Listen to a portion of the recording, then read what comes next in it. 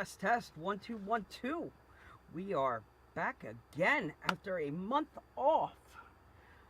Little summer vacay, and we are back at it again. We are happy to be able to join you again with a fantastic Saturday night edition of the Rad RC Show. In about 2 minutes, we're going to jump on here with our good friend, the Rat himself, and we're going to talk a little DIY, dive deep into the world of 3D printing. So bear with me as we knock some of the rust off and get back into the groove. Let me slide over here into our comment section. Oh, what's up, Fishing Bill? How are you, sir? So, Bill, let's do this with a official intro and take the new intro video out for a test drive. So what do you all think? Here we go. Ladies and gentlemen, may I have your attention, please? This is your captain speaking. My name is Mike. Your destination for a rad destination. I totally screwed that up. Well, the terminal gates are officially closed and we are ready for takeoff. Let me welcome you aboard RC After Dark. We officially have a new title of the Rad Show. Welcome to RC After Dark. This is flight number 805, departing somewhat on time. I know we are 10 minutes late, so we are going to hustle through this. What's up, Tyler?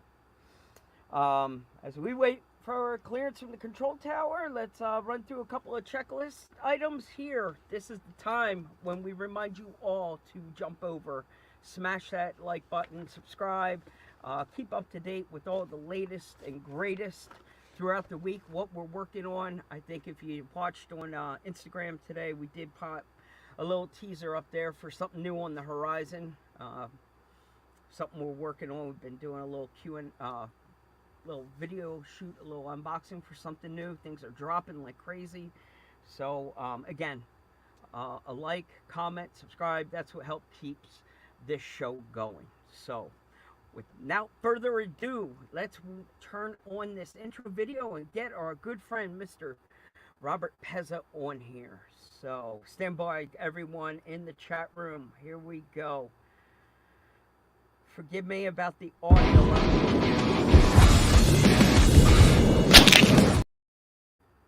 Whoa.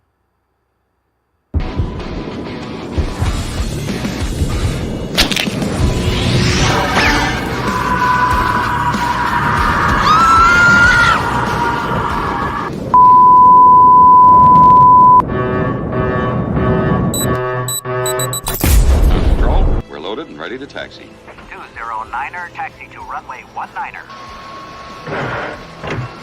Flight 209er, you are cleared for takeoff.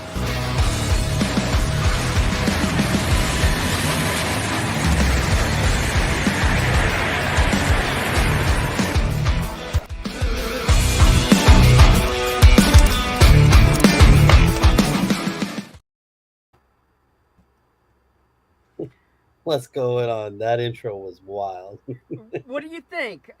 So the concept, obviously, is the gimmick here is we're pretending that we're getting on board an airplane. That's kind of the little gimmick that we've got going on. Right. So the original intro that we ran forever was with this rocket taking off. And I'm like, you know what? We're struggling to get our identity and like stick with something. So while we were away on vacation at the shore, at some point I started fumbling around on my phone, and through some phone app, I whipped that together. So All right. we got our official intro, 43 seconds to torture you with. So it'll work for right now until I can round up some extra cash and pay a professional. That's what happens when you let us hacks get a phone app and hack our way out. That's where you get people. So, Robert, how are you? I'm doing good. I'm doing great. How's everything with you, boss? Very well, very well. So I've been studying podcasts religiously all week long, listening to podcasts and trying to get the vibe, get the gist of what's happening here. And You can watch it through a YouTube, and obviously you hold some things up and interact that kind of way. But through a podcast, it has to be all done verbally, and you have to explain everything. So I'm going to give you the opportunity to please introduce yourself for the people that are going to be listening to my podcast or driving along in their car with with YouTube opening, listening. Tell the world who is our guest tonight. All right. I am Robert Pezza. I am the CEO owner of a company called Scale Rat. We originally started off with 3D printing and painting, and now we've expanded to graphic design work, CAD design work. We can produce stickers, banners, any kind of merchandise that you can think of, cups, little keychains, just about anything that we can put your logo on, or I can put my logo on. So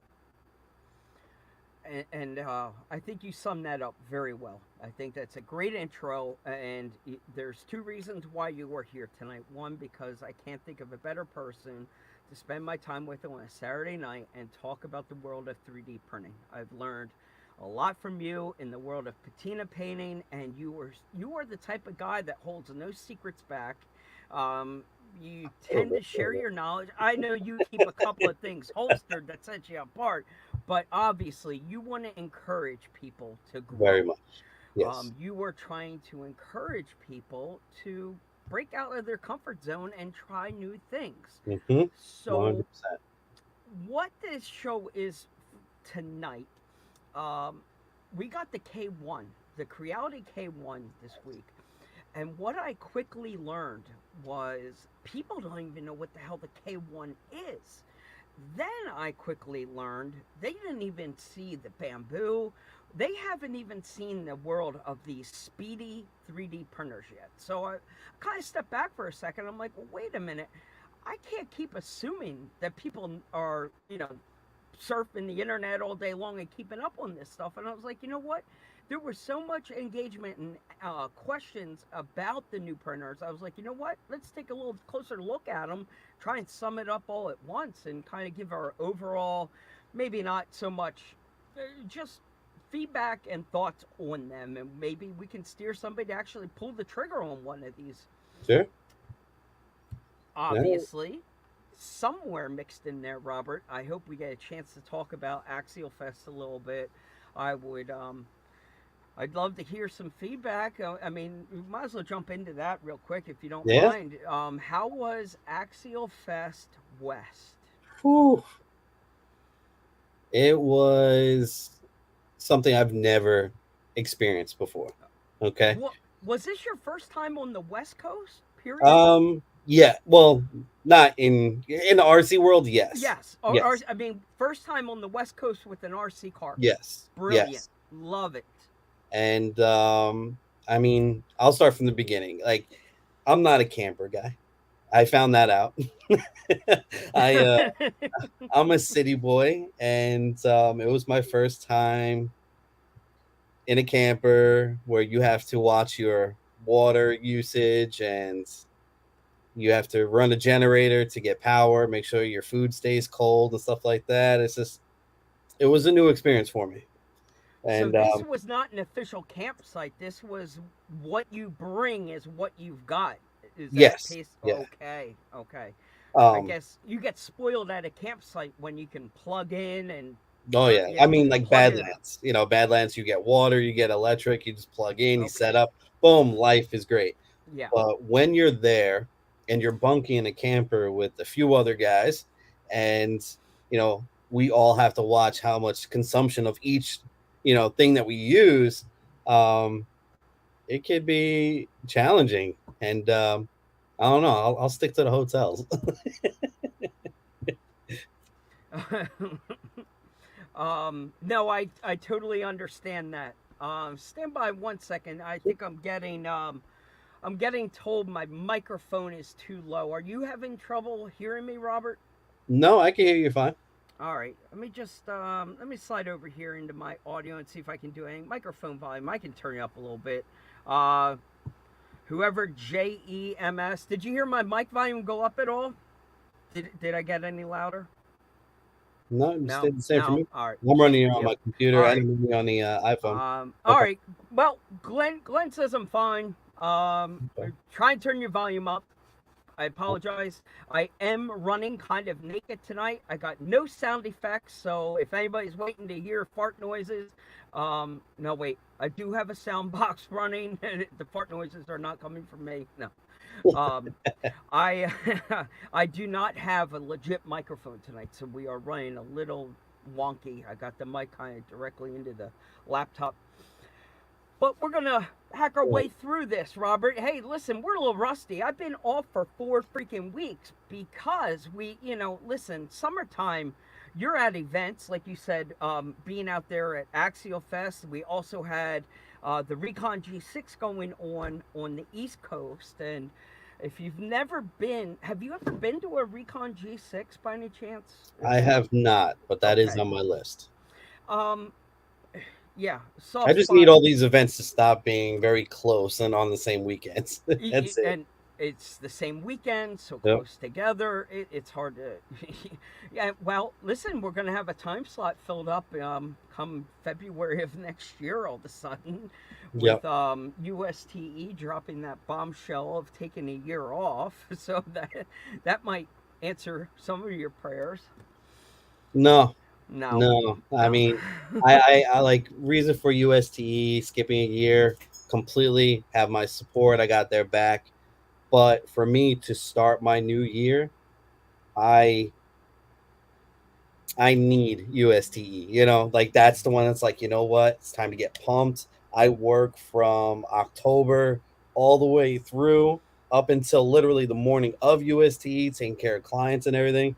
And it just gets my heart racing saying, all right, we're in the new year. New RC events are happening. This is my takeoff event. Um, but I won't have that this year. So I'm gonna miss it. And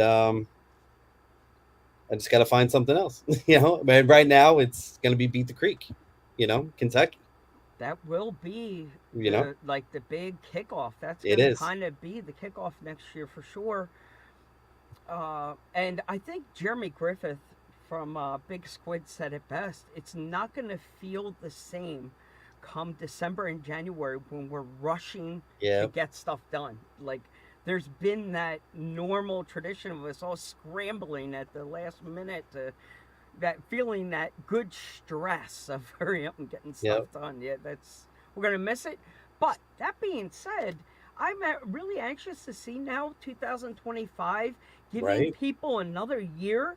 Like, Hmm. what the hell will you and the rest of these maniacs come up with now with that kind of So little? many ideas have now come to mind now that You I have can an extra start. year to Yep. do something. I like literally sky's the limit right now. I can do whatever I Seriously, want. you just got like gifted this whole extra, time that you could really come up with something fun.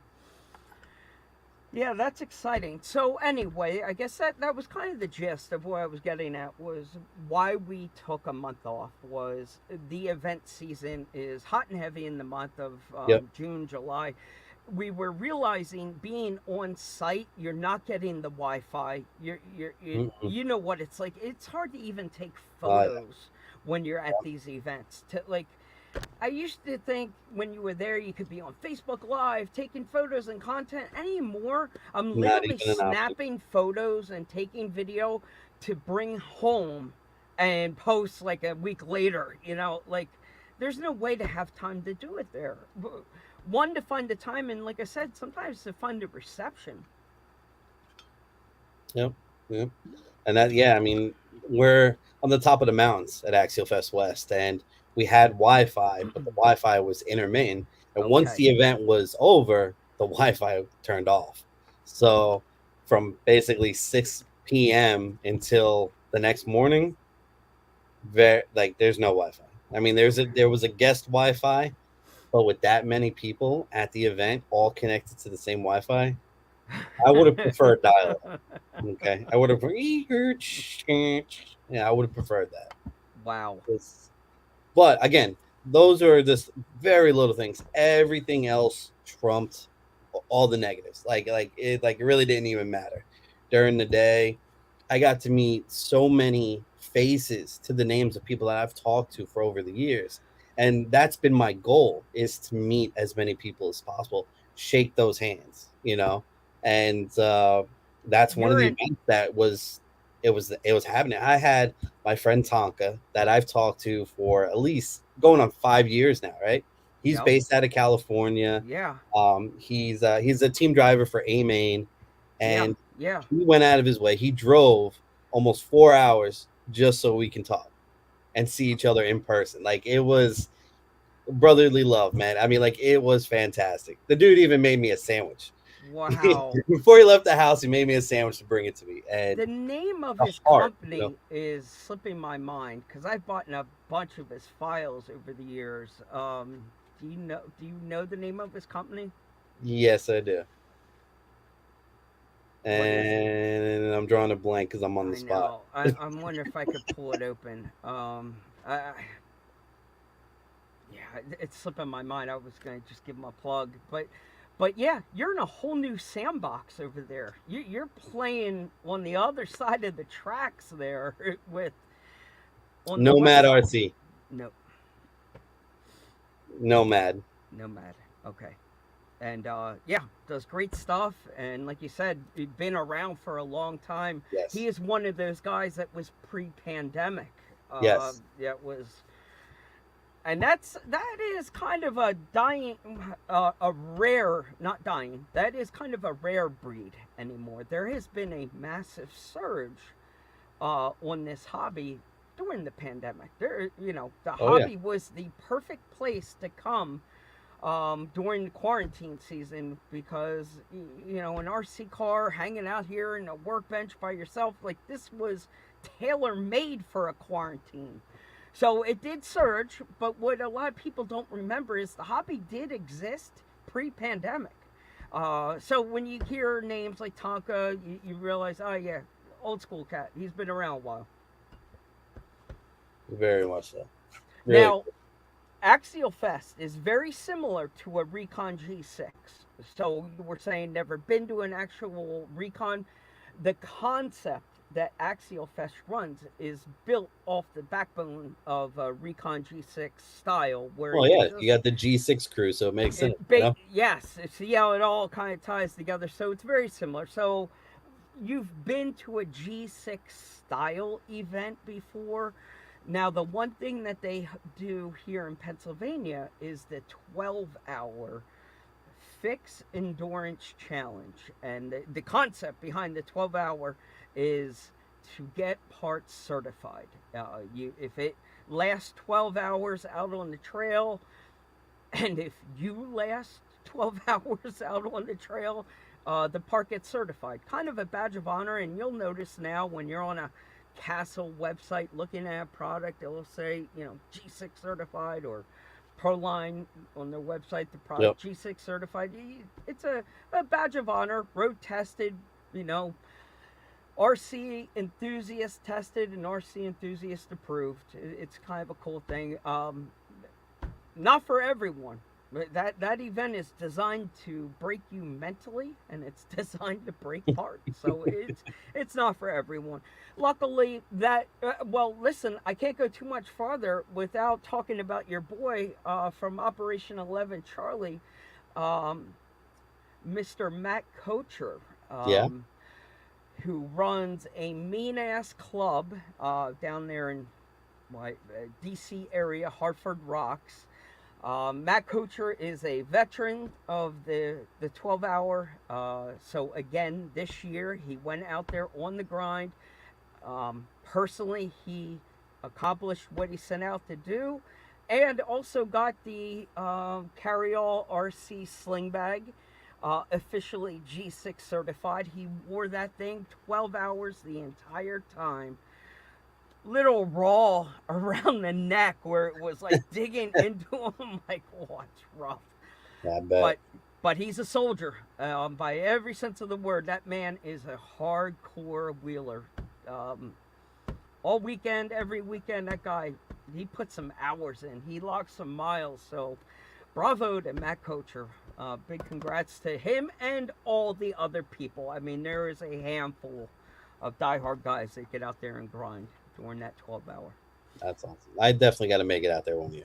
Yeah, I think you'd like it. Hey, we got Paul Wilhite from Proline. He actually got on an airplane on the west side and flew out. Really? Yes, it was That's so great. awesome. Oh, so great to see him and show him some East Coast customs. We didn't get a chance to have any cheesesteaks, but we showed him what a East Coast birch beer is all about, and a little East Coast hospitality. We got to spoil Paul and spend some quality time with him, so that That's was awesome. great. Yeah, yeah, we had a lot of fun. Anyway, so Robert, the only other thing that we were doing is spending some time with the family. In between, we were hitting the Ocean City, New Jersey to the Jersey Shore twice. We went for a week at a time, so I spent many hours making my sand castles and sand sculptures. I had a blast. Just a little good family time. Chance to decompress, hit that reset button for a month, and come back. I think by the end of the show, we'll get the rust knocked off and we'll be good to go and get back into a regular rhythm. So, Yep. Robert, I'm staring down the clock here. We're about halftime. This is when I want to transition over to why we actually came here and put you on the spot here. Sure. We brought you here, Robert. For those of you that don't know, Robert, like he said in his intro, is a 3D printer. 3D printing is changing rapidly. We used to be able to say the comment, Yes. everybody and their grandmother now has a 3D printer. Like, Yes. there has been this transition more and more. They become almost a household item. Well, there's been something new that has happened now in this transition. We turn the page to a new chapter of these hyper fast 3D printers. The Bamboo, the Creality K1, and that's exciting. And I wasn't sure if that was enough to sell me one when I heard speed.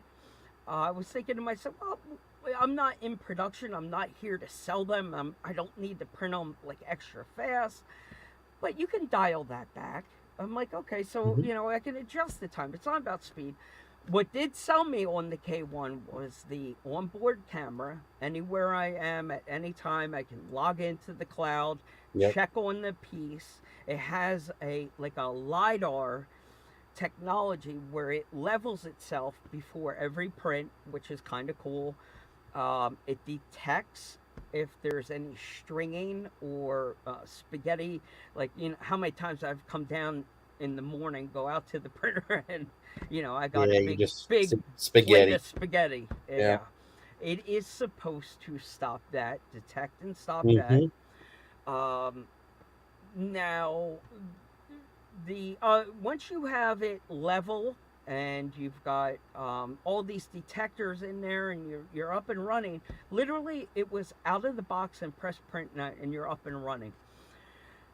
Have you had a chance to take a look at any of this new hyper technology? Have you I seen any of? have. Okay. Now I have not with the K1. I read into Okay. it. I know some folks that have them. They seem to love them greatly. But now the new Bamboo that I have had my hands on, and it's the same thing. It's once the leveling is done, it's right out of the box. Like, it's you push a button, you can walk away confidently and not have to worry about coming back to a hot mess. And that alone, I think, is going to give so many people peace of mind that they can trust that their print's either going to get done or their maintenance is going to be low. Yeah. I mean, speed is definitely a great thing to have, but just with anything else, you would say take your time with it because you're going to get Right. your best result when you take your time. You Right. rush it, yeah, it could have been done better. Okay, but with the bamboo, with what I've had the experience with, it does very well still being as fast as it is. I Yeah. was very impressed to the point where I I got rid of all my FDM printers, but this bamboo says you need to have one of these in your fleet, and that is definitely on my radar. It's gonna happen. And now that if you buy the bamboo carbon edition, you Yep. can have 4 filaments, different colors, running at the same time, to where you can get a full-fledged colored print. I mean, it's Yeah. all going to be about your programming, what colors are going to go where, and all that. But the operating system, your slicer, and all that will definitely help you with that. Um, so I like that. The slicer, if you're brand new to the game, the slicer will definitely get you where you need to be. Um, but now, reading further into the bamboo, I believe it said I can do up to 24 different colors. Yeah, All those I with heard the unit. 16, Okay, but yeah, some fine. it's Okay, ridiculous. 24, 16, ridiculous. Yeah, You're dealing with a rack stacked, right. and I think at 4 you had me. Like, but you're And right. You can continue to stack them, and I think that's a good place for me to jump in and say mhm, that is the key. One of the major key differences between the K1 and I think the Creality is, or I'm sorry, the Bamboo was X1. So yeah, Creality K1, Bamboo X1. yeah, The key difference is the K1 is one filament only at a time with, I think, no hope of the future add-on or anything. I don't think Reality has anything even lined up to even expand it at some point with some kind of an upgrade. That being said, you're dealing with about $1,000 difference in price. yeah. So let's talk about price now. Considering on what these two printers can do, right? We're looking at somewhere between 600 up to Mm-hmm. $1,500, Yep. right? Okay. So now let me go to the most expensive one. All right. Okay. So we're talking about the bamboo carbon, which has the For 4 filament rack. It can do all that. Its speed, everything. $1,500. I think it's an amazing price for what it can do. And the reason why I say that is because I work for another industry where I am handling their 3D printing department, right? And we were looking into a Mimaki. If anybody's familiar with that brand, is they're known for printers in general, whether it's um, screen printing, direct garment printing, print on shirts, print on any objects, whatever. But they decided to come out with their own 3D printer. Okay, this printer is 100% full length color 3D printing of any object that will fit within a uh, 12 by 12 build plate, right? yep, yep. That printer is $65,000 for what it can do. Okay. So I'm not saying like it's a great printer for what it is. I've seen its results. I went to Georgia. They gave me a full demonstration on everything that this one printer can do because I just thought it was fantastic. Um, but now I compared that to the results of what I've seen with a bamboo doing in multiple colors. Yep. It is literally the fraction of the cost, and the quality I would have to say is about 99% the same. Wow. Again, I'm not beating on Mimaki. Mimaki's Right. they're a fantastic Right. company. Theirs is for a mass production for the things that they can do. So we are talking on completely different production levels there. Sure. But if me as the hobbyist, I just need a small unit that's going to sit Yeah. over here on the table, and I want it to look as cool as it possibly could. Have my logo in one color and fade it Yep. all out, whatever. Um, it'll do that for me, and I can do that for $1,500. So eventually, that printer will pay for itself very quickly. Yeah. And And yeah, I've heard everyone that's had the bamboo has been tickled pink, absolutely thrilled. mhm, I've been studying the YouTube unboxings between, there's been a lot of demos between K1 versus the X1. Uh, the other reason I stuck with Creality is a kind of a creature of habit. I was comfortable with that brand, like okay, out of the gate. I felt like I knew the slicer. I felt like I knew the brand. Like everything about Creality just seemed like I knew it. Now, ultimately, it's going to come back to the dollar cost at the end of the day. That's was my final nudge mhm, because I didn't need the 4-color. So if you don't need the 4-color, the Creality K1 You don't know it is until you try it. well, okay, fair enough. But I'm telling you, I didn't need it because, to print an interior, for example, yes, you can get some very cool colors and built into it. But I mean, you're printing a dash. Like, I print 90% of the stuff Mhm. in white or black anyway. But now, okay, so now take a look at that dash, right? Yes. Okay. So here's a dashboard that Yep. actually a resin printed. But Okay. now with the bamboo printer, right? Yep. I can do the Yes. dashboard on top here, brown. I can do what needs to be black. I can use these little pieces here for the radio, silver or gray if I chose to. The printer, you hit the button, it does all of that. I'm going to paint, as you can see. I'm going to paint. Yep. But for You're the ones getting that don't some want cool to paint, options. Do not get me wrong. And there are parts out there, like a traffic cone or a roto pack, where you're doing red with a black lid. There's going to be times when, having the ability to just let the printer, do these different layers. Absolutely, I'm sold. But again, if you're in a price range and to save $1,000, I think the biggest thing I can point out is that the K1 is one filament only at a time, which to me was not a deal breaker. And I'm telling you, so I brought a couple of things just with me real quick here. You've all seen the traditional, they call it a benchy, correct? A benchy is that little tugboat. yeah. And I think it's made to calibrate, I guess, to check on the quality of the printer. Yep. Now, the benchy, I've never printed a benchy that came out so good. Like, I was like, oh, that's what it's supposed to look like. I just kind of laughed. I'm like, wow, compared to the way I was leveling because the Ender 3, you have to build that thing, set it up and tune it, and the Ender 3 was a lot of work, putting that kit together. And when you take the K1 out of the box, you literally press print. And the first thing I printed was the benchy. The second thing I printed was this silly little cat that's like another test print. Yeah. Like, again, like my other printers would have never gotten away with this. Okay. But I have to tell you, 15 minutes. And that's not even on it fast. That's half speed. I was just going to say, how long did it take you to print that? Half speed, 50% dialed back, half speed, 15 minutes. So if I would turn it up, you're dealing with a 7-minute part. In Ender 3, you're looking at about 2.5.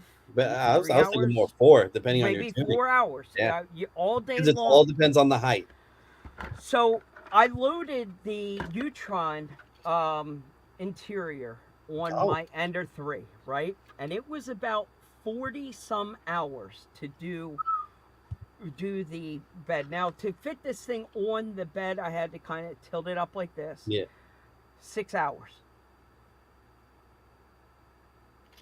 6 hours. Another hour for the dash, and a dash for now. Total time, full interior, steering wheel, shifter, all. It was about 8.5 hours out the door, complete interior. And see, that's exactly why the 3D printers are trying to go this direction, because so if you have something printing for 40 hours, your percentage of risk of that it's going to fail is way too high. You've wasted time, you've wasted money, you wasted materials. So now if you can get it done in 6 hours, look at all that you saved. And no headache and patience. I'm impatient. So I get it. And again, it's not even so the if you're on the fence and you're saying speed is not enough to sell me on this, again, I'm not even printing these at the fastest speed. You can do a test print and watch this thing go back and forth, but I was like you, like, is that going to bring too much error? Because it starts to rock around. Oh, and the other downside, it's a little noisy. I have it on pause right now because it's probably all you would hear. Wow. The first 2 nights I had it in the dining room doing test prints, it kept the dog up. The dog was waking up every hour. It was driving the dog insane. He didn't know what the hell was happening. So Friday, I'm like, I gotta take that thing out to the shed. Like, this is not gonna happen. But yeah, What so material are you using? okay, so that fantastic transition. I am currently printing with PLA Plus, which I've been printing with PLA Plus for a very long time. I did change brands to something called Mono Price. It's called now. Okay. Obviously, it says premium on the box, so I'm like, it's gotta be premium, right? If it says it on the box, it's gotta be good. Um, Price wise, it wasn't cheap. It's I think most of those Amazon filaments you can get now like 14, 15 bucks. This was closer to 25 bucks. I was like, well, I'll pay a little bit more. The description on it says it's like comparable to ABS strength.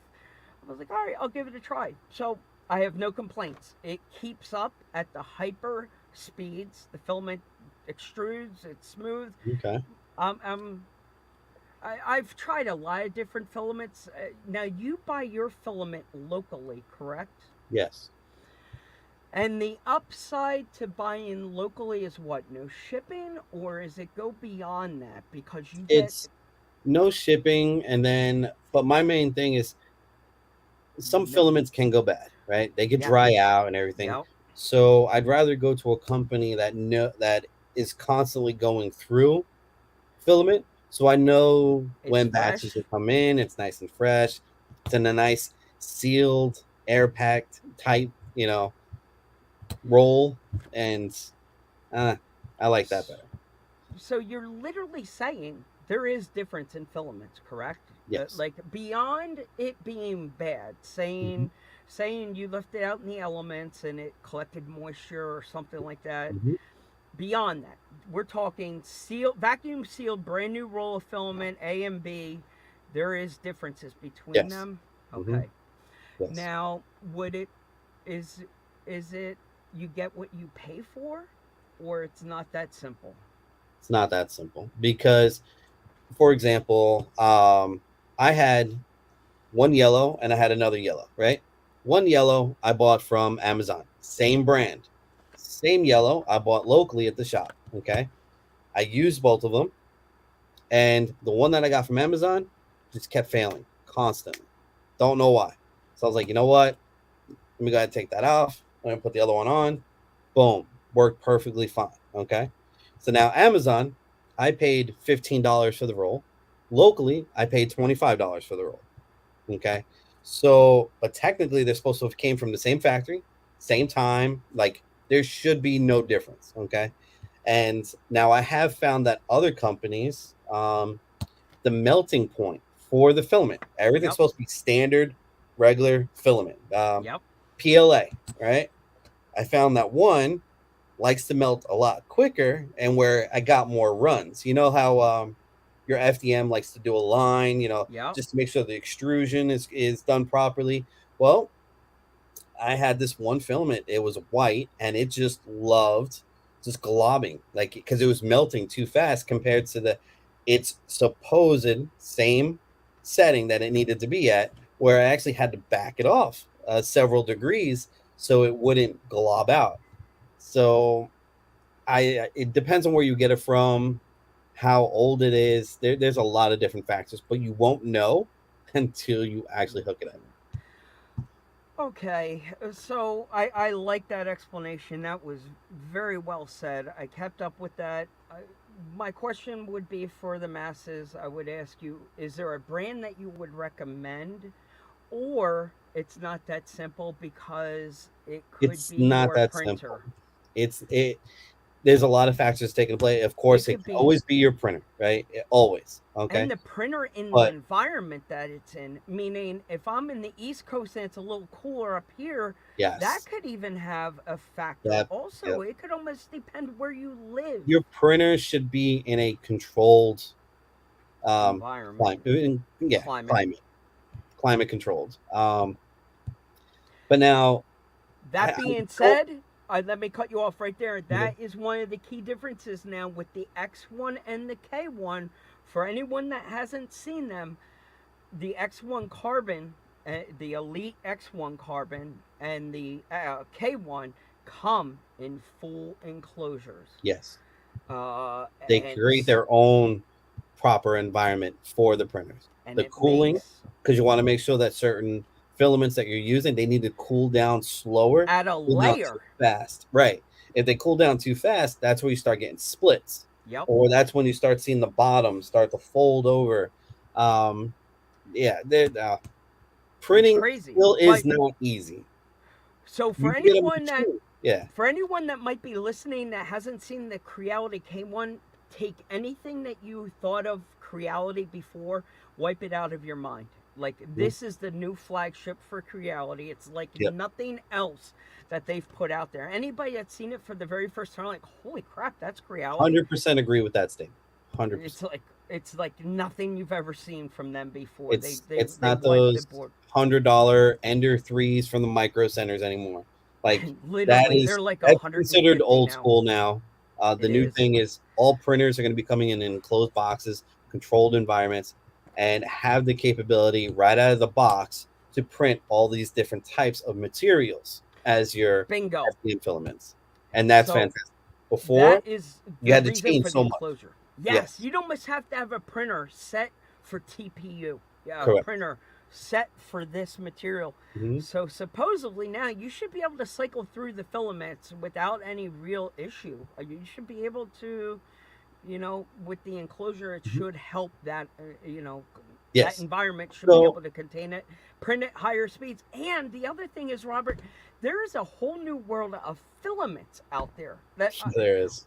I had no idea. When I started searching around, like PLA, the standard PLA Plus, I learned what that was, the PETGs and the TPUs, all things I was familiar with.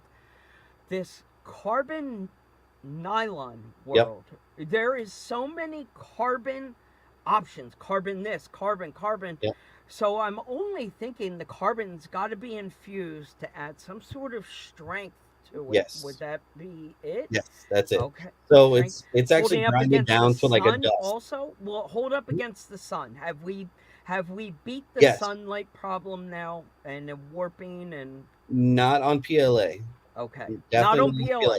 But carbon, yes. And It helps. what it is, the carbon, when they're creating the filament, is the carbon is actually broken down into like a powder, which is Okay. mixed in with a nylon based.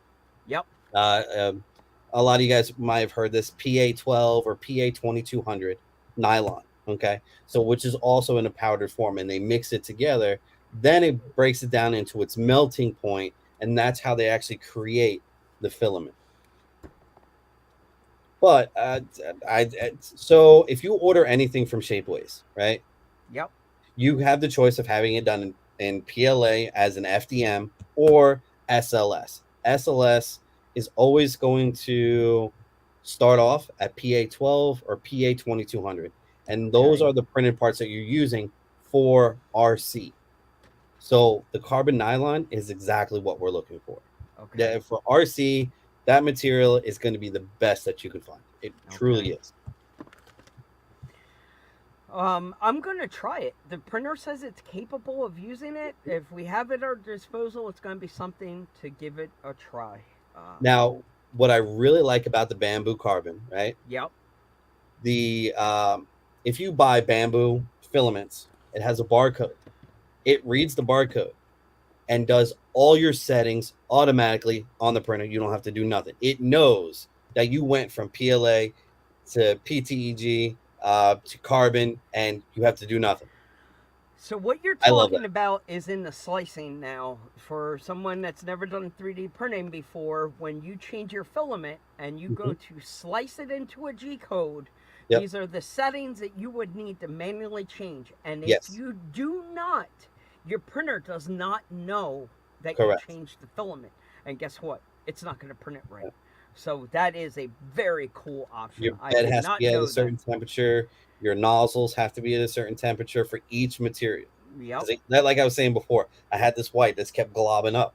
Yep. You know, I had to manually You keep testing learned to it figure with out. time. You outsmarted that and got used to Yeah. using it.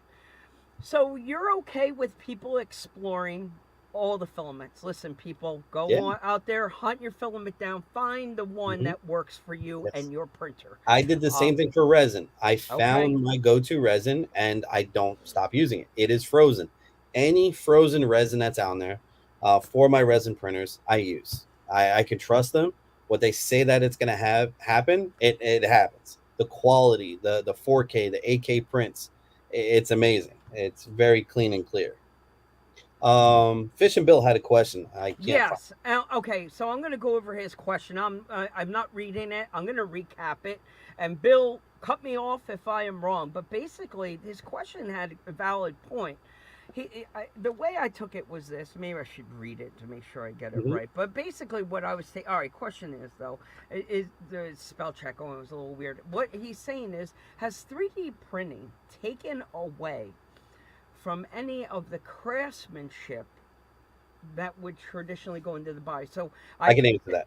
what I was going to say is, if I can think what Bill's at, if we're going back to the world before 3D printers, there was a lot of handmade stuff. There was styrene. There was a lot of, my early scale accessories were all handmade. Like I bought twine at the dollar store, rolled it to make it look like rope. I went out and picked up sticks in the yard, chopped them down to make it look like a stack of logs. Like there used to be craftsmanship into it. So Bill's question is, do you think the world of 3D printing has cut into the craftsmanship of the hobby? Okay. I'm going to answer that twice. First, I'm going to say yes. But I only say that yes for the hobbyists that will just go on Thingiverse, Yep. download a file, and print it. Print. Okay. Right? It's Yep. almost like I'm not hating on them or anything. Like you do what you got to do, Yep. but they're going an easier route. But now think of it of the person that's creating digitally this 3D image, CAD work. That's an artist on his own, right? Yes. That takes time. That's not easy. And Like to do computer that to create a digital form and then make it CAD. real, right? Yeah. CAD. So I have to say yes and I have to say no at the same At time the on same that time, it's because you have to opening look in at a it different door. perspectives. It's opening a door to a whole new world of craftsmanship. Yeah. No, I actually mean, okay, that's so I might have been wrong on this question. Let's pull this up here. Okay. No, I actually mean these new ones that need no setup compared to the older printers. Okay, fair enough. So that might have been off of my sentence. Oh, okay. What I was saying to you was, I literally took the K1 out of the box, set it down, and I hit print. I loaded the filament, hit print. It calibrated everything. There is one con that I'm going to point out. I got used to a slicer. I think it was Cura, maybe, if I'm not mistaken. Yeah. I was using Cura with my Ender 3 and got to know through you teaching me some of the tips and tricks inside these slicers. There's different supports that you want to print with. There's different temperatures, layer heights. I mean, we can go down a deep rabbit hole here with some of these settings. The one con with the K1, and I believe the Bamboo's the same way, you are forced right now to use the slicer that comes with it. So when I opened the K1, it was a brand new slicing program, but it had a lot of the same Cura feel. I was able to fumble through a lot of things, but I really didn't go in and mess with any settings. And I'm banging out prints that I've never seen come out of my 3D printers before. So right now I'm okay with it. But I would tell, I could say, Bill, yeah, I can see there's a little bit of difference here. Two things. Building the Ender 3 is like building an RC car. When you buy an RTR, that's great. You set it down, you go out and drive it. But if you buy a kit, you're getting to know that truck a lot more intimately right out of the gate. And when you break it, you're going to know right where the piece was and how to do it. If you have an RTR, it's going to be your first time digging into that trans and not knowing it. So I think there's a downside. You don't get very intimate with the K1 because right out of the box, I'm setting it down and closing the door and printing. So that would be my input. Do you have anything you want to add on that? Yes. So with that, right, you do have these RTR printers, right? That's what we're going to call them, right? But just like our RC, we can always make our RC better. Okay. So you do have the option to still change out your nozzle to a much finer nozzle so you can Okay. get more detail. Okay. Yep. So does it change it for the artist to make things easier? Yes and no, because you can still fine tune it the way that you want it to be. You have a product that you're still trying to finish at the end. Yep. And all of these printers still give you the hobbyist feel. Okay. So you can change whatever you want. You can mix your filaments. You can change your nozzles. You can purposely overheat your nozzle to have the filament run because you're trying to get a certain texture out of it. And then in the slicer on the programming, it's still fully customizable Yep. and additions to ideas for the artist. No, I agree with that 100%. That's very valid. So I think, well said. There is still that whole level of being able to add some craftsmanship and customize. Why would you want to change that? Because the moment you take away that, you're going to lose a lot of interest for people. If Right. I can't do something to make it my own, why am I even bothered? You want to be able to say to the guy, if you have a K1 or an X1 and the guy next to you has an X1, you're trying to set yourself apart. And Yep. the way you can do that is because you're using it Yeah. and you're finding a filament that you feel is working great. Yeah. You're finding Yeah, because that conversation would be like, yeah, you opened your box, I opened up mine too. I hit pause or I hit play. Yep. And it works. Cool. Good talk. But you're right. But you're finding these little settings that people aren't exploring and messing around with, and that makes differences in height, or I'm sorry, in those top layers, that final detail. You start tinkering with those settings, you're going to start to open a whole new world out there of what it's capable of. Right now, for an interior of a truck, like, it's fine. You know what I mean? Like, come on. It's you're staring at through a window at 10 scale. It's fine. I'm more than happy. But I think there was a few other questions. yeah. If, you got your YouTube open there. I'm seeing that, right? Is that what you're rocking with? Are you following along on YouTube? I'm following along on YouTube here. No, I'm on Facebook here. Oh, you're watching through Facebook. Hey, listen, I did at ease, Mr. Sergeant Major. I did a disservice to him earlier as I was doing that little plug on the 12-hour fix. And, I did throw out the nod to Matt, what he did with the 10 scale stuff. But Sergeant Major also certified a truck this year. He did something new. The Recon G6 did their first ever micro fix challenge. So with a 24 scale truck, I think it was actually an FMS power, not maybe may have ran the Blazer or something. I think off the FMS FCX 24 platform is what he ran. He ran a 24 scale truck for 12 hours. So he's made from a different type of bone and blood than us all. So congratulations, Jeremy. An honor, much deserved and earned. He earned that with some blood, sweat, and tears for sure. So what a cool little thing. I think when you say you're going to do a 12-hour, I think you should do scale 12-hour, which means you're going to break down your hours. So you're going to say it's a 12-hour because you're doing it in a 110 scale version of it. So like in 24 scale, I'm going to do a 12-hour, which equals, I believe we did the math. I was like 2 hours, 2.5 hours. Oh yeah, I can handle that. In a 124 scale, and that's 12 hours in scale world. I'm down with that.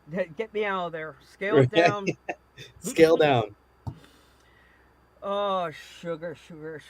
Yeah, so this was the main reason here to really look at 3D printing again. People will like come through the YouTube clip nail, my clip art, and be like, 3D printers? What?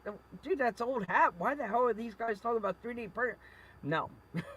There is a new chapter that we are in right now, people.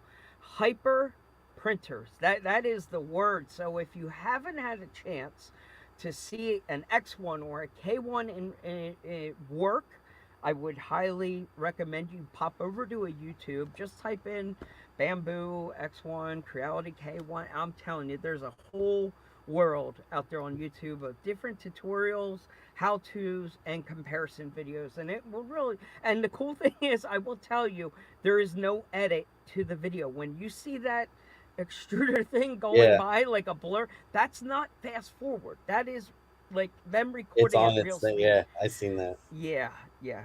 Mhm. Crazy, crazy, crazy, crazy. And Paul Roth mentioned earlier, he's like, try printing a body. It's days Okay. to print. Now, Yeah, not anymore, Paul. that's what we're talking about, You Paul. could do a cab in 10 hours or less with these new printers. 100%. Yeah. I mean, and then do another bed. I mean, you want to talk days, you're talking one day. I I wonder if I could probably just I should do it. I could load the Utron uh, file on my slicer from before with the Ender 3 and do it as a comparison, just so I need the slicing time. I'm telling you, no BS. It's like a 40 I plus think you should do hour a printer. time lapse video because people love, and Time. like it's almost like, what do you call that? Hypnotic. It's just hypnotic of just Yeah, staring at a printer yeah, while it's building, right? yeah. People love these videos on social media, on Okay. YouTube. Do a time lapse and time started and 3.5, 5 hours later, 6 hours. I Um, think that would be pretty cool. I'm gonna 'Cause look into it. I could easily pull it off. Like I said, the K1 you, I have, you I got. record. Yeah. Yeah, I got the upgraded one. It's got Mhm. the camera built into it. That's really Uh, cool about the Bamboo one because it already has its capability to connect to social media to yep. either print live or it groups a video for you. You extract that video and then you can use that on any social media platform that you want. Oh, really? It does Like, all of your video for you already. so it's almost encouraging you to do Yes. this time lapse and share what you printed. Yep. Wow. All right, that's cool. That's cool. What I was gonna do here was just pull open. So the other cool thing is the Bamboo and the Creality both are encouraging you to talk to your phone. Like Yes. the app Mhm. capability right now. I like with the Ender 3, I wasn't doing this much on the phone before. Right. Yeah. It was kind of a standalone thing. Now I did do an upgrade for my Ender 3. While I was placing the order for the K1, they had a great sale on your Ender 3 upgrade the motherboard. So now I got that touchscreen motherboard, which should be a lot easier to read. Because I'm not going to get rid of the Ender 3. At the end of the day, it's worth just keeping another printer around for this and that. Just buy another K1. I eventually I was like, dude, could you imagine a print farm of K1s or X1s? That'd be pretty like, cool. Yeah. you're changing the print farm. Like, there's no need for a print farm when you're printing at this speed. But if you had a print farm of printers printing at this speed, there is no limit to the amount of stuff that you can knock out. Like, resin printers will get there like right now I have a print farm, but everything is resin printed. okay. And it still takes a good amount of time. Now, the upsell, obviously, the one thing we always talk about with you in the world of resin is you're getting this detail. Yep. You're getting static model details. Yeah. I've got a bunch of your motors sitting around here. Like, what you're getting, like, my printers can't get this kind of detail that you're putting in these resin. Like, it takes a lot for a 3D printer to get down to the dirty, the nitty gritty like that. Now, the other cool thing that you did on these is, they got some weight to them, and it must be a thicker infill. And again, I just dropped it, and this one did not break. They've gotten way stronger also, and that was my fear with resin before, was it was so brittle. But it's all based on the materials that you use. So the resin that you have there is Yep. actually my own formulated resin. Okay. Very, hang on a second, hang on.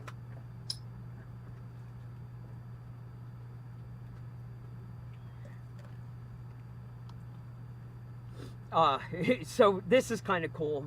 Have you ever seen a Cricut vinyl cutter before? They call it a Cricut, yeah. Yeah. So You can now get a Cricut vinyl cutter. Oh, scale that's set. pretty. This was at Michael's in the No dial in way. the dial section. It's like a little Cricut. Oh, snap. I'm gonna have to get one of those. I, I just I want it. $4, dude. Like, come on, a little vinyl cutter. You can get Oh it. You man. know, we are spoiled right now. Every hobbyist needs to have at least a Cricut of some sort, a 3D printer of some sort, and some styrene and a nice sharp blade. That should be in everybody's hobbyist room. Yes, I totally agree with that. You can do so much, and that could be a whole other show, because there's a whole new world out there with the vinyl cutters and CNC engravers. I think that could be my transition here. I wanted to focus on you for a little bit, and what Scale Rat has been up to, because you started out in the beginning of the show that 3D printing is where you started, but Yes. there's been a solid evolution in your world, and adding to your portfolio of options that people are able to buy Mhm. from you, expanding in the sticker world and whatnot, and all these cool toys and gadgets that you've got. So that's super exciting, and I'm very proud of you. Is there a best way for people to contact you? Is there how are we handling a sale if we wanted to say order some swag to promote So our own a lot self? of orders is scalerat.com. Okay. Okay. A lot of people would contact me via social media, still Facebook, Yep. Instagram, ScaleRat20. Just message me, I'll answer. But yeah, you can actually just place an order on scalerat.com. I have shirts, hats, banners. If you want something custom made for yourself, there's an email link that's on there of what you're interested in. I'll receive that information. We start a conversation and then start doing stuff. Outside of RC, I have a very big clientele recently for Pokemon. So if anybody out there is RC and Pokemon, just hit me up. I got some pretty cool stuff. Wait, my son's into Pokemon. Like, what are we talking? What are you doing in the world of Pokemon? So I do card holders. I Okay. do Pokemon banners. So a lot of the guys that are building their customer base on Whatnot, which is a new app that's out there, they're auctioning off like Pokemon cards. So they're going to Pokemon shows, and so they want me to design them banners, shirts, Oh, hoodies, sick. hats, all kinds of stuff. Like the Pokemon clientele is pretty big. Wow. Yeah. That's awesome. And that's all tied into that Funko Pop stuff too, right? Yeah, Like, isn't it is. that? Mhm. Yeah, it's all tied together. That's very cool. Look what I was able to do, just tinkering around with this. One of the things I've been bugging you for, Robert, has been my SCX6 Rotopacks. Like, Robert, I want that rear window Rotopack done. Yep. So I did one today. 30 minutes. If I just say it again, 30 minutes. That's awesome. So now obviously there's no Rotopack. This is the piece that you cut the window. They cut the window out and then mounts. Yeah. So I did, just as a test, to get the sizing right first. That was what I was working on. So I mean, like, the sky is the limit now. It's kind of reopened up a whole new world of printing options. That being said, I get bummed out when I go to Colts 3D or go to Thingiverse or My Mini Factory. I get very bummed out when there's nothing there from Scale Rat. Where or if or when are you going to unleash any printable files for the world to Yeah, I actually have the files up on my website, scalerat.com, and I also have a profile on Colts. ScaleRat is on Colts. Yep. I'm gonna call BS on this. I'm going there. I can't right now. Yeah. Really? And yeah, the files that I have up, I kind of just tested it out just to see how files would do. Yeah. And on Colts, it does very, very well. Wait a minute. You have the the bumper dumper on there, don't you? I have the bumper dumper on I there. did see that on there before. Okay, that's awesome. I need to put you in my favorites on Colts. That's what it is. I need to get There you it guys is. in Yep. there. So again, with this whole new world of hyper speed, fast printing, it's kind of like I don't know, brings a little bit of excitement back into the world of 3D printing again. And for you guys, there seems to be a lot of people that want to print the big stuff anymore. Everybody wants to print bodies and big components. So speed is maybe an option. Power I wagon think so. files are great, speed. Yeah, Fish and Bill, But- he picked up my Power Wagon files. Okay. Off his Colts, and Okay. yeah. Speed is one thing, but the other thing we didn't touch on is print bed size. That is also a factor when going to purchase your first printer or another printer. Bed size is everything, because correct, like if it's not going to fit, now you got to slice it, cut it, mod it. So they did come out with the K1 Max, which is like twice the size of the K1. That solves a lot of problems. Bamboo, I think, just dumped out 3 or 4 new models that are a little bit larger. Is there anything out there, like, is it just that simple? If Robert, if say the part is too big for your bed, what are you doing? Just cutting it in half? And That's going to be your only avenue. If you Okay. have something, you've already invested in something, and you just can't get it to fit, articulating it, moving it around. If you just can't, then yeah, you're going to have to slice it, and then that's going to require some gluing later on. But see, that's why I always say, if you're going to do it, go big, right? I don't like limitations, okay? If I want to do something, I don't want to have to say, oh, I can't, or I need to go buy another printer. Like, I should have did this right in the first place, okay? So just like do your homework. Think of 6 months from now. Think of a year from now, okay? Because you're still going to have this printer. What do you think the hobby is going to come out with? Do you want to be stuck and limited? Because the same quality print where you got to slice it up into pieces, as opposed to printing it all in one shot, like that interior, the average, like other printers, like they can't do it. Yeah. So you're going to have to slice it up. Well, you're not going to get the right angles for it.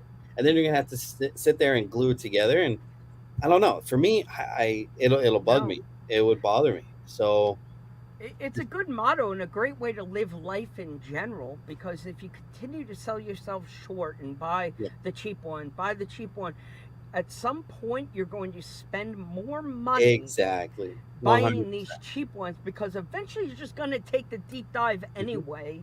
I've been shed shopping for a larger outdoor shed, and I kept going to the small size, and the guy cannot be adamant enough. Listen, whatever size that you were thinking, I'm telling you now, add 10 feet to it. Trust me. Like, you are going to regret it 6 months from now when it's packed. So whatever size you're thinking, go bigger. If you've got the room, go as big as you possibly can. Fill your freaking yard with the shed. Trust me. So it's a good motto, just to live life. I spend once, like you said, like you're going to keep buying these smaller ones unless you have a sole purpose and a strong reason why you need to go with that small one. Yeah. Right? And for 100% fact that you're not going to be doing anything else, then boom, you made your decision. That's it. But with being a hobbyist, this RC industry is constantly changing. Okay. We went from here to here to here. What are you gonna do? Come on, like the SCX6 stuff. Okay, if you wanted to print any of that, and you want to print multiple of those pieces on the bed, it's not going to really fit. So now you're going to consume more time and more materials. So I don't know. That's why I bought the largest resin hobbyist grade 3D printer that was out there, because I didn't want any limitations. If it's the biggest, the only thing available, then I got to go with it because I need to put a bunch of stuff on there. I need to print all at one time. And as much as I can with resin's time is all based on the height of your print, not the quantity that's on it. I can have 50 things on there. It's still going to take 3 hours to print. If I have one of those on there, it's 3 hours to print as long as it's at the same height. And that's why I wanted a larger printer for that. More quantity, same time. Bravo. I think that's well said. In the world of RC, outside the world of 3D printing, if anybody has any additional printing questions, if there's something we need to dive into a little bit deeper, more thoroughly, please, we're here. Tell us a brand that you like. If you have anybody watching that has a filament that they suggest, I'm always open for trying new filaments. Please let us know which filament that you're using. I've tried a bunch of them, but so far, right out of the gate, this mono price, I'm happy with it. I bought 2 or 3 rolls now in different colors. I'll continue to tinker with that until it fails me. But if anybody watching has a suggestion, listen, Robert, we're not pros. Like, our word is not final. All we can simply tell you is our opinion of some experiences that we've had, period. Please, if you have something, lay it on us. Tell us what you found. This is a community for sharing, and that's what we like to hear about, is what other people have learned, what worked and what doesn't work. That being said, one of the things that I was kind of vocal about, I'm not that guy that's going to go out and hate bash a brand at all. But I was very disappointed with my TF3. I've said that more than one occasion. It had some things to my TF3 that I just was not thrilled about. Now, one of the things that we all know I loved is what you did to it. You made the TF3 look good, but it was some of the things under the body I just wasn't feeling in love with. RC 4-wheel drive brought us a new TF2. Yeah. Long wheelbase. Oh, yeah. Scottsdale. Yeah, it's cool. I like it. You have one already? No, I don't. No? I don't. I got a chance to watch Big Squid running theirs, and I like that. It's nice. Mm-hmm. I don't know. See, that one's really good because there's a lot of guys that'll take that, that regular blazer body or cut the back off. They'll get the Shriek RC extra piece to make it a 2-piece, and with that, you don't have to. So a lot of the hobbyist guys that want that are kind of mad and kind of happy at the same time. That's a lot of work. Like the body, the filler, and all that, just to make it nice and clean. But I like it. I do like it. I haven't seen any real detail to it. I'm assuming no inner fenders out of the box, correct? No. No inner fenders. That's something somebody's gonna have to do. Have you seen the motor by any chance? What they've done? Is there any scale motor options built into this? No. No. Okay. No. So it's really TF2-ish then. Okay. It's definitely TF2. It's holding its name. It's a new body. Yep. All right. Well, that's cool. If they were to do all that, I think that it would have definitely raised its price point and probably exceeded the amount of the Blazer Limited, that came with the scale engine bay and all that other. So it would have had to exceeded that amount. But all those things are still available. I mean, you can still buy that big block, the aluminum, the R4 transmission conversion, and the inner fenders. You can still buy all that. It's all you can get Lexan ones. You could 3D print them, and then on all the places that we were talking about before, Colts, Mini. My Mini Factory, and there's a couple on Thingiverse, but all of the parts that you would want to do to make it your own, those files are readily available. Your biggest one though is probably you're going to find it on Colts 3D. Okay. They're going to have your largest variety based on this new truck. Engine bays, interior door panels. It's really good stuff. I've been using Colts a lot more often, and I'm very pleased. with the search engine. Yep. And the quality of the files there, I think, Thingiverse sometimes has more of a newbie kind of designer feel to it. They're very simplistic, but they're free. So if you're going to pay somebody for their design time, you're getting a little bit more detailed print. I think with Colton, it's worth a couple bucks to throw at a designer to tip them. Now, obviously, James is always doing his thing over there in my mini factory, and he continues to, wow us with Love his work. doing. Love his stuff. Yeah. Now, there's another search engine out there that's dedicated just for STL files. Okay, it's called Yegi. Okay, what it does is brings up a site like can a you Google. Spell it? YEGGI? Is that it? I forgot. Okay. Hold on. All right, I'm getting a pen. Yeah, YEGGI.com. I swear I saw this on the Colts 3D site. I swear I saw like a ad for this or something. You could have, because what it is, it's almost like a Google search for STL files. So when you bring up Yegi.com, you're gonna have a search bar at the top. You can type in whatever you want, anything that you're looking for, and what it does, it goes to all the CAD companies that are out there, everybody that holds object files or STL files. So if you type in Blazor, it's going to bring up everything that's about a Blazor that's going to be on all these platforms and all these companies. You click on it, it'll take you right to their site, and it'll let you know if it costs anything, if it's free. It's very, very useful. I use Yegi all the time. What's a great tip. Thank you. I am going to give that a spin for sure. That is fantastic. So tonight's show was a little bit different, Robert, because obviously we had no guests tonight. This has been a two-man show, us palling around, but it was designed in a Q&A to take a little deeper dive and a closer look at the world of 3D printing. Do you have anything that you'd like to front? Oh, wait, well, let's see what Addie's is doing here. He's lighting us up. Is he? Okay. Ordered the new Scottsdale yesterday, so he's got his TF2.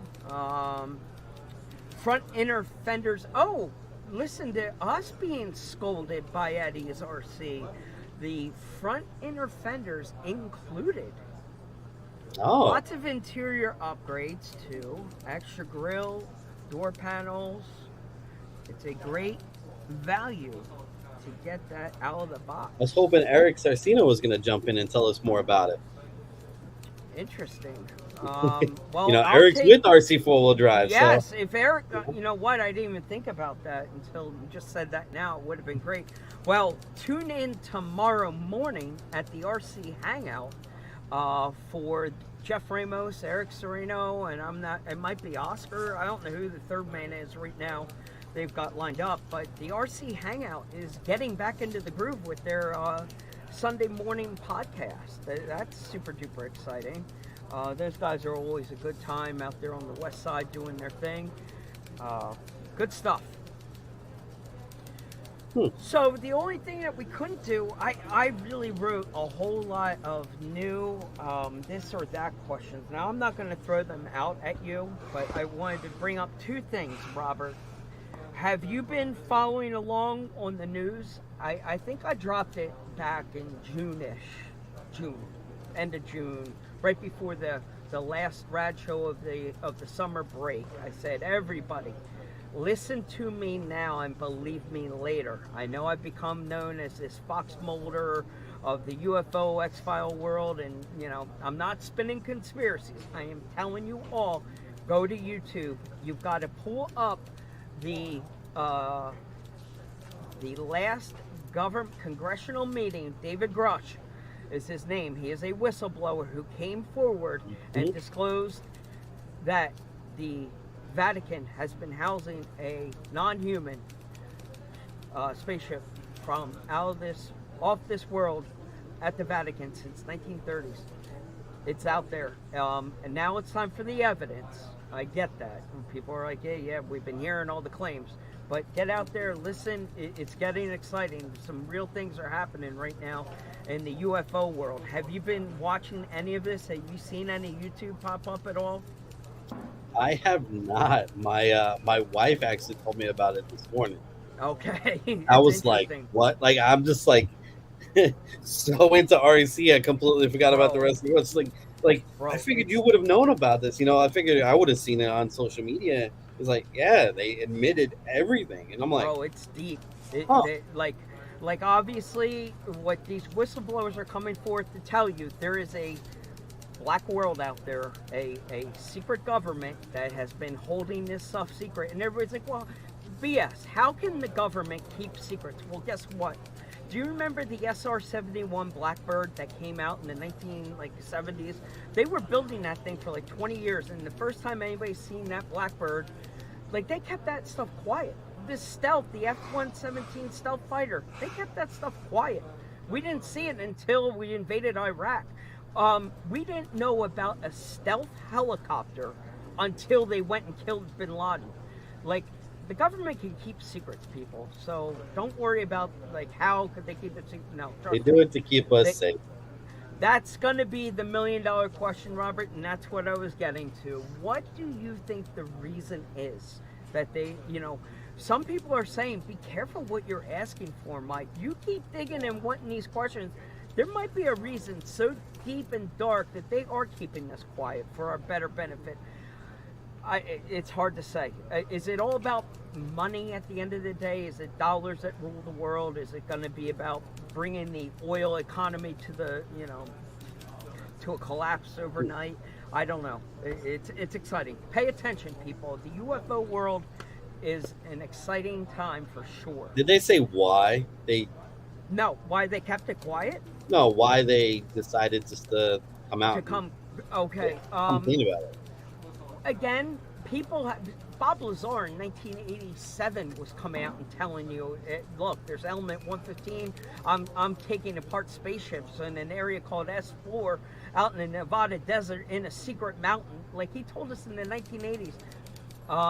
David Grush came forward out of the threat level becoming, and the amount of UFO sightings have just escalated, and the deep dark lies. He's like, basically, people are just lying to you, Congress, and there's like trillions of missing dollars right now in our budget that's unaccounted for. This guy, David Grush, had the job for like 2 years, like people were reporting it to him, and he, just himself personally, felt like he should come forward with this. Now, obviously, he did it all legally. He did not release any classified information. He released everything within the boundaries of the law, so he can't get in any trouble. The downside to that is we get none of the nitty-gritty. We have seen no classified information opened up. We haven't seen the real good stuff yet. But I'm telling you, by the end of the year, I think we're going to find out something new. Okay. I don't know. We'll see. Hey, as long as they bring something cool to the RC world besides a flying UFO. Listen, these guys might be playing with RC cars that we never even thought of before. You know, man, oh man. Imagine something stronger and better than, more reliable than a LiPo battery. Listen, we'll be reverse engineering RC cars from another world, from off this world. That will be our mission. So I did have a few new this and that's I wanted to take out for a test drive with you right now. So all my this or that questions I have handwritten, thought up on my own, obviously, because they're all food-based, they're all hamburgers or hot dogs, that kind of nonsense. But I did cheat a little bit, and I went back and Google searched a couple of fun ones here. So let's just take a couple of these out for a test spin. So in the game of this or that, paintball or laser tag? That's a tough one. I'm going to go with paintball. Would you rather live 10 years in the past or 10 years in the future? Past. All right. Awesome. Stand by 1 second. I'm changing my music here in the background. I'm gonna put a Jeopardy. I'm hearing a lot of clicking. I had my newsroom playing in the background. That was it was a typewriter and all that crap. I figured we're doing a news update. I'll get the newsroom going. So now we got our Jeopardy music going. So he says you'd rather live 10 years in the past. Is that what you said? Yeah. Okay. Would you rather be the smartest person in the world or the best athlete in the world? Smartest person in the world. Okay. Would you like to know every language or be able to play every instrument? Language. Language, good one. Would you rather set the table for dinner or clean up the dishes? That's the table. What did you say? Set the table. Okay. Yeah. Would you rather design a new toy or direct a movie? Design a new toy. Bravo. Wouldn't that be? Oh, that'd be fun. It's. I don't know. It's gonna happen one day. That's a goal. Right. To be able, I've watched on Discovery Channel where they, either how it's made or sometimes they do history of. They did the history of the hula hoop or Jenga. Like they go into how, what was it, Tetris? I've seen a whole bunch of these. Some of these toy designers or designers of gadgets are just regular, everyday people with a great idea. So anything is possible. Yep.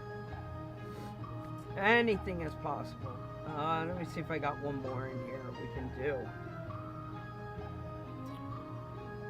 The rest of them, you've done this or that before, right? We've done the whole game with you probably multiple times. Language, instrument, smart, athlete. Yep. All right. I think that was my last one of the new ones. I'm going to keep adding on to them. Those are a lot funner, aren't they? I thought they were a little bit more intelligently worded and well thought out. I like them. A little bit better at just the ketchup or mustard kind of nonsense. Trying to get to understand the person a little bit more. So hopefully next week, we're going to keep this spot open for you, Robert, on a more regular basis. We'd like to, even if you're not sitting in a whole hour, we'd like to keep on checking in with you as your portfolio continues to grow and you continue to keep coming out with more and more options. This is a commercial-free zone with no guardrails, an opportunity for you to come on here, hold up new product, what you're working on, what you're not, what we've maybe updated something to Colts 3D. This is your opportunity to share it with us, get some feedback, and keep us up to date with what you're working on. Game. Yeah, that'd be fantastic. We'll always be checking in with our boy Fishing Bill and what he's been painting.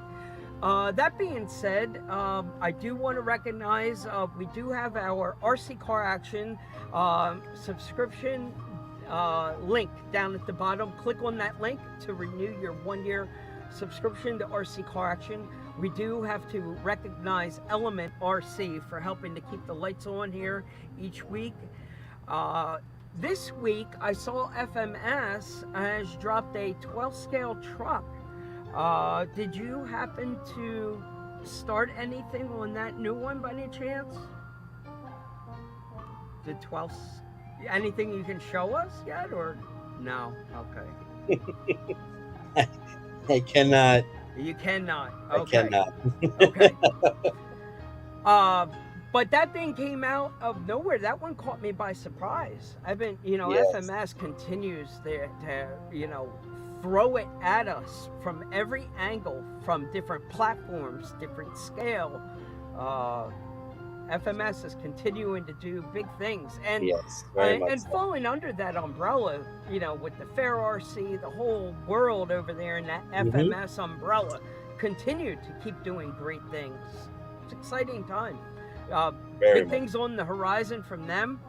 I wanted to ask you about the Element. Have you had a chance to drive a U-Tron with the new IF? No, I have not. I'm kind of mad at myself. I really want to take one out. I was anxious to hear your feedback to see what you thought of I'm new really in and love with it. improved. I'll be honest. Like the body, I love the body. People think I'm crazy that I love the body. I love the Okay. body. The IFS, the way that they've changed The the stance center of and gravity, like the Yep. way that it more clearance and everything. I'm like, that thing might actually be pretty capable, not just scale. And so I'm impressed with that. The SE models, that chassis where they move the motor forward. Yeah. I mean, that whole setup on, again, just the regular SE and then this new U-Tron, yeah. they know how to build, man. They Yeah. definitely made some great choices. The when you look at that body and get excited, yes, Yeah. people are going to hate bash you for that statement. It's And the I've ones seen that hate bash have never seen a real one. They've never Okay. seen the 1-1. Those trucks do exist. Now, they were not Wow. made from Toyota. Now, there were some prototypes that were made that way from Toyota, Okay. but no, a lot of the owners had made their own versions of that truck, and they do Wow. exist. So it has a lot of HPI venture, that FJ Cruiser look in the front, right? It's basically an FJ in the front. Yeah, it's an FJ Cruiser, hands down. I would say 3 windshield wipers is what that thing would be screaming to me. I haven't. You're right. It's those 3 wipers on the FJ. I took a lot of files from Colts 3D that were made for the HPI Venture and just started printing a bunch of them already. I'm thinking there's got to be a little bit of overlap and a few of them that are going to work on the U-Tron. Now, obviously, James Knight has given you a great starting point to go have some fun with that thing. But so you're getting excited because it's a little different. Do you see a paint scheme that would be different? Are you seeing a sticker wrap? I mean, if definitely a Scale Rat paint got scheme. an opportunity, if you had one in front of you, what would it look like? I mean, color. Easy. So you see this color right behind me? Yep. Okay. It's almost like a seafoam green, seafoam blue, right? Okay. Base color, hands down, right? Yep. The roof, the top of the cab would be white, just like a White, normal yep. F. Boom. Those are my 2 base colors. And then I would do like a full black wash on there where it would fill in all the seams, right? Yep. And so it'll make everything pop more. But what I would do is right where the bed connects to the cab, I would have to create a seam there. I would have to be very careful, either make a couple of scrapes to make an indentation to make it look like the bed's separated from the actual cab itself. All right, that would probably be one of my first things that it did. Okay. And then fill it in with black to make it look shady and look like it was, again, gonna come apart. And then I would do a distress on it, because I like that name. I like the distress. That it's not what you're doing behind you. We're not talking rust. No, There yeah, is a we're just looking at used, Yes. And like it's been there, it's it ran at Tahoe, it's just like It's surfacey. Yeah. But that's a Scale Rat technique, and Yeah. that's something that you need to practice. It's not easy, and it's less is more. Sometimes is the best I advice wish I I could could show give you. something off. I'm not allowed to show anything off. I don't have anything. Okay. All right, we'll keep it all I'm sorry. classified. I'm sitting next to 2 NDA classified projects myself, but that means tomorrow I'll be doing some unboxing videos and first run impression, a little trail time, getting some video content to get that ready to hit on YouTube. Guarantee you there will be somebody on this planet that will release it early. It always happens. I'm not saying it's devious. It's not spiteful. There's mistakes that are made. But listen, people, if mistakes are made, there should be repercussions for it sometimes. I think it hurts these companies. If they have trusted in somebody to do an early release and an unboxing, an early look at for a YouTube video, something, my gosh, people, keep that stuff locked up, man. And people, everybody wants to leak crap, and it ruins it for all the others. Too much stuff is getting leaked. Everybody's chasing their YouTube likes, you know, like, hey, I'll be the first one to get that. Hey, I'm not gonna lie. I am going to be joining the YouTube bandwagon here very soon. Okay. I am collecting my electronics so I can start my channel, and Okay. I'm going to start off strong. And it may not be what you guys think that I'm going to be doing. So, okay. We'll see. Okay. Well, that's exciting.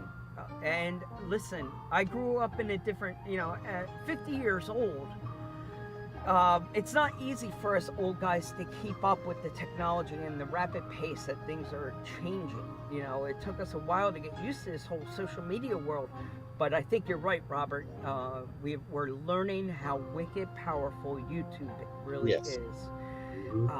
I've been using YouTube for a long time. How to install a dishwasher. Oh, I'll go right over to YouTube and watch a video. You know, I didn't realize how often we were using it, and you know, a little late to the game.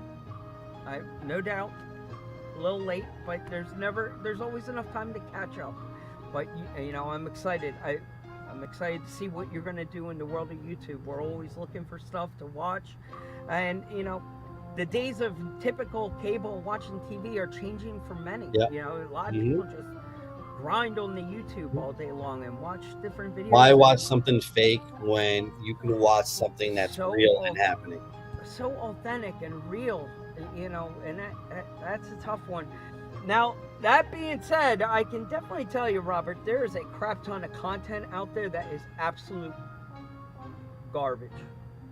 Period. You can get caught in these rabbit holes on YouTube where you're just watching nonsense. And also, full disclosure, people, just because it's on YouTube doesn't mean that they're freaking right. Perfect example, Traxxas, binding a Traxxas radio. That's gotta be the most Googled freaking thing on the planet, and the most clicked on, watched video on this planet. The one at the top is freaking wrong. The kid that uploaded that freaking video that everyone clicks, he's flat out freaking wrong. It is not the right way to do it, and people continue to click on that one first. So again, just because it's on YouTube doesn't mean it's true. What are you holding there? I'm going to be doing some content on one of these. Oh, yay! You can see it. Fly Sky. I got one of them. This guy. I made the switch. There it is. Fly Sky Noble. The Pro is a... Listen, we've been playing with Fly Sky for a very long time. I've been hacking my Fly Skies, and I've been very happy. Fly Sky did their thing with the Red Cat for a little bit with their GT5 version, and Fly Sky has been getting it right. But the first time I saw this Noble in person,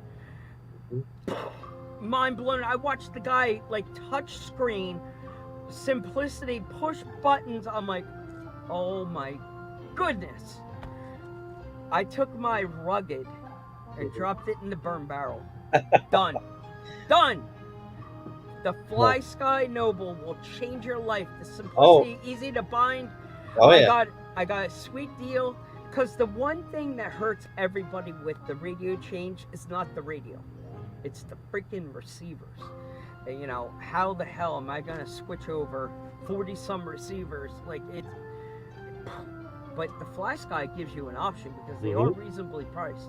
Yeah. So I had an M4 and went to an event, and I've been using mine, you know, just for a while, but, you know, I keep my stuff in good quality. And I was talking to a couple people, and you got everybody just hooked. I let them, you know, play with the radio. And this guy was, he was out there on the rocks. He fell and he smashed his Spectrum on the rocks. I mean, like, he was okay and everything, but his radio, so he was done. Like, he couldn't compete anymore. And so I gave it to him. I felt so bad, and I gave him my NB4. Wow. So I took my receiver out. I'm like, dude, let's get you back out there in the comp. And hooked them all up. Boom, he was out there, and he was completely hooked. And that's just how it's done. So I had to get a new radio, and good for you. People need to see your YouTube on that, because there's a lot of bells and whistles, a lot of tips and tricks, and people just need to see how simple it is. And I've been all over the map with the rugged, the Futaba 4PV. I went that direction for a little bit. The Traxxas ones, I've been all over the map. The Fly Sky, hands down, has been amazing. Simple and easy to use. I love it. But the other one I did was a Spectrum, like a DX5 or something. This thing looked like an Android phone, like on top. The DX6R. DX6R, that's it. I could literally go on Amazon on the trail, had Wi-Fi. It looked like a freaking phone. The problem with that, way too many bells and whistles. You don't need, like, I could watch. Yeah, I had that one too, but for me, everything was perfect. The radio is still great, because again, I'll never bash another brand, but the battery life just wasn't long enough to complete a comp. That was it. So you'd have to have spare batteries or a charger readily available. I would always keep it on the stand. I would always have it charging on that stand just in case. But yeah, the battery life with the Noble, genius. It's more than enough. Yeah. It's got some weight to it. I love it. I love the weight. But you're holding a controller. Yeah. Like, I feel it. After a while, you do feel it. It gets heavy, but again, I like that. Like, the first time I held it, I'm like, oh, it feels good. Mike, you got to change your music, man. Oh, let me get that off of there. Hang on. Yeah, my bad. I'm just in this trance here. I'm geeking out. Jeopardy time is over, sir. So let me slide over here to this button and hit pause. Boom. Oh God. My ears. I didn't even realize it anymore. I just didn't even I know. I was trying to trigger you. I call it my music. Bro, I've been listening to that K1 grind in my ear for the last 2 days. Like, I don't hear anything right now. Anyway, we got a big day again tomorrow. We're excited to get out there, play with some RC cars. It's Sunday. We'll get our content and our things together.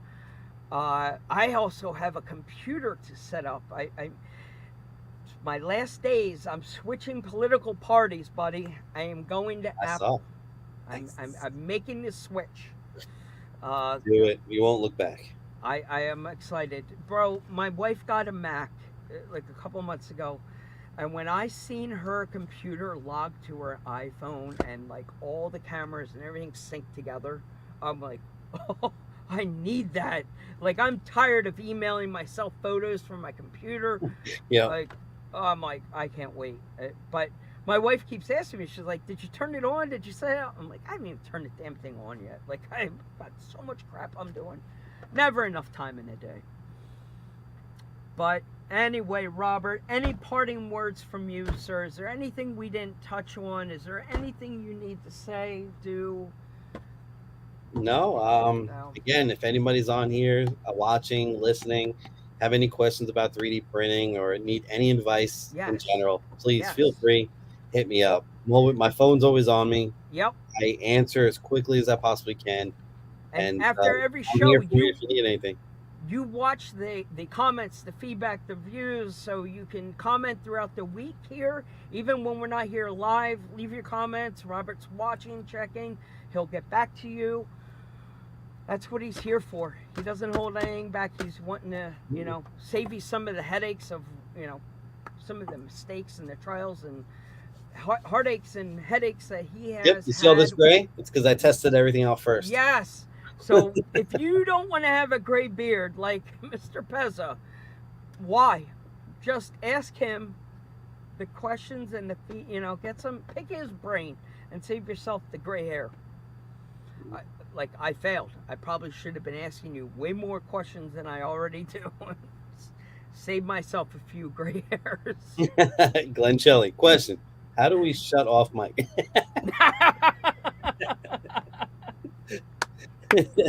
Oh, I love that guy. All right. Well, listen, It's been fantastic, Robert. I love every opportunity, every chance I get a chance to hang out and hear what you're doing. It makes me excited. You put wind back in people's sails. Watching somebody like you start where you did and continue to grow, it's inspiring for the masses, and it's most important, people, to continue to be a cheerleader for the people around you. There is too much nonsense and effing freaking drama around the jealousy and the hatred and the, gosh darn it. It's time to start being a cheerleader for the people around you and their accomplishments. It's not a big deal to give somebody a pat on the back once in a while and let them know, shit, if you see somebody do something cool, let them know. Like, we're doing it for a reason, and I am a cheerleader in your corner, buddy. You inspire us all, and we can get passion and win back in our sales just by being around you. So continue to be that beacon in the RC world, Robert. Continue to keep the pedal to the floor, and don't stop what you've started.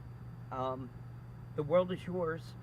And just don't forget us little people. Bring us along for the ride is all we ask. Yeah, when I play the lottery for this 1.35 billion, I'll be more than happy to share. Hey, listen, if I win, you know what? I'll buy you lunch on Monday. Sounds cool. You just gotta fly me in. I'll fly you in to have lunch with just for a Philly cheesesteak. Yep, cheesesteaks are on me if I win that billion freaking dollars. We're talking FU money right there, bro. Like, that is some. I don't even want to think about it, man. That is some game changer money right there. That 0.25 billion, just that 1.2. That's like $200 million. The 0.2 is. Mm-hmm. Its cash value is at 635 million. If you choose to take the cash, instead of the next 30 years of it broken. So, nah, I'll take the one lump sum. I'm good. I'm okay. It's just too much money as it is. Yeah, what are you gonna do with it all? Yeah. And honestly, you are literally put that in the bank, and you're living off the interest alone. You can literally put that money in there, not even touch it and be fine. Mm-hmm. Yeah, no, don't even get me started, dude. I will have my own RC car. I will own my own RC company. At that kind of money, you might own 3 different companies. You think you thought Horizon had some kind of a cool thing going? Imagine what could fall under your world. Man, oh man. It's an exciting time. Build season is coming. There's a reason they call it build season. Some of the pandemic people that came here might not recognize the verbiage and understand what that means, but it's because people are driving them. It might seem a little slow on social media and a little off right now. People aren't working on them as much. Build season is coming. October is your official first month of build season. Build season things begins. Are getting cold. People are back inside. This is when new products get, hit the market, and everybody's open for business, Everybody's posting scale mail in October. Yes, very much. Look what came. Then looking for, the Black Friday deals, RC Full Drive 30 days of Christmas or whatever they call it, But October is launch. You have 3 major events starting at the end of September all through October. It's 4 major events. And that's when building starts. It's massive. Pro Line by the Fire, the end of September. Hopefully, a lot of you guys get to go. Something down in Georgia. Yep. Haul and Crawl. Haul and Crawl. In Alabama. Oktoberfest. Fall Crawl, Maryland. Fall Crawl and Super I'll be at Fall Crawl. I'll be in Maryland, everybody. I'll be at Pro Line by the Fire, and I'll be in Maryland. For the Fall Crawl. Yep. We've got, and I'll be in Alabama. So October, it's probably gonna be tough to get a hold of me. That's my busiest month all year. Fairway Crawl will be happening sometime around September. It's in Jersey, and October. Is that the one that's on like the putt-putt the miniature golf course? I actually did a live with you. I did a live from the miniature golf course that year with you. That's right. Mm-hmm. What were you saying? I cut you off. That's one I want to go to. I think you would like it. The guys from Colorado, Garage Hack. Yeah, Team Garage Hack. Those cats came over. Okay. I think you'd like it. I think you'd like it a lot. All right. Anywho, that's enough for me. That's 2 long hours down. Let's go get back into it. We'll be back here again next Saturday night. A little bit more laser focused and tuned in. This was enough to get You us hanging back out a into the little bit groove. after the show? Yeah, absolutely. Don't go anywhere. Yeah. All right, people. We're gonna do a little closing up. Again, I want to thank Element RC for continuing to support the Rad Show and helping us keep the lights on. I'm going to do their little parting video here. So, whoa. What did I just do? I just broke it. Let me do my Element video. If they spent this time giving us that, let's do this.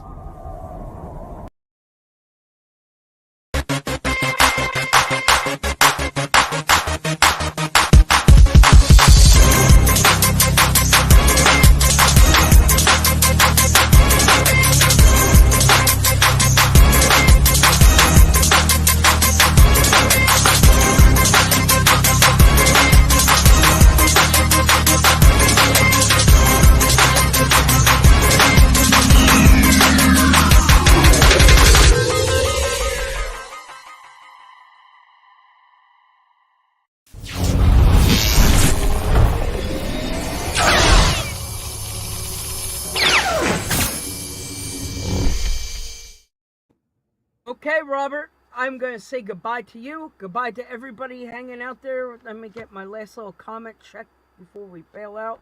Right. Comments from everybody watching. Question. All right, it was that meatball Glenn Shelley with his last little dig at me. All right, Robert.